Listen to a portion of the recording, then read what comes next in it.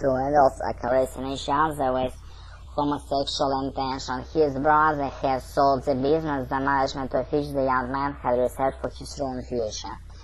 From last dream he awoke with the most unpleasant feelings, and yet it is a masochistic wish dream which might be translated would serve me right if my brother were to make that sale against my interest. It would be the punishment for all the traumas he has out of my hands.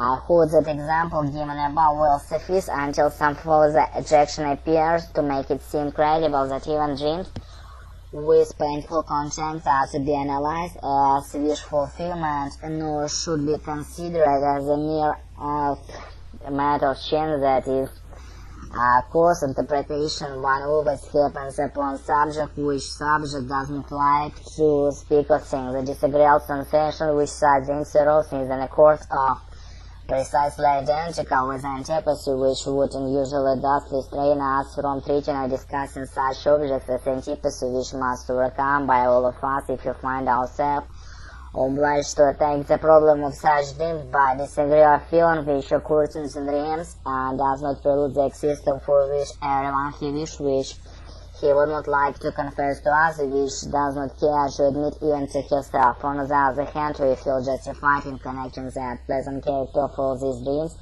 with the fact that dream distortion, and concluding that these dreams are distorted and their wish fulfillment is disguised beyond recognition, precisely because there is a strong revulsion against and will to repress the subject matter of dream and wish created by him.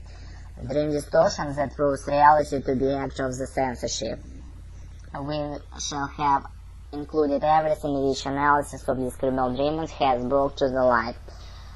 Rewards this formula thus: the dream is a disguised fulfillment of suppressed represent wish.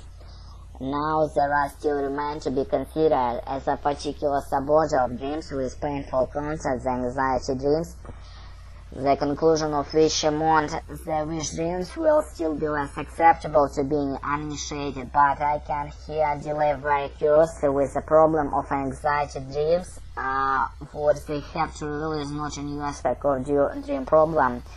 Here the problem is that of what I understand neurotic anxiety in general. The anxiety which we experience in dreams is only apparently explained by dream content.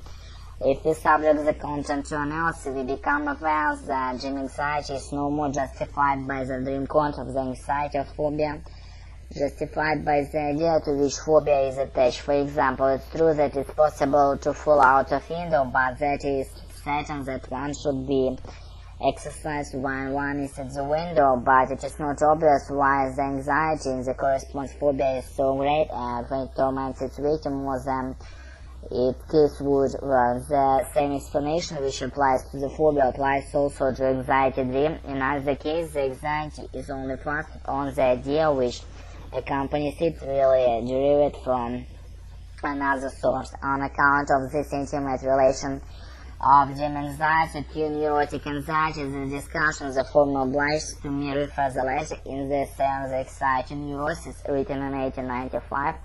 I maintain that neurotic anxiety has origin in the sexual life and is correspond to libido, which has been reflected from a subject found no employment. The accuracy of this formula has since been demonstrated with Repetitors.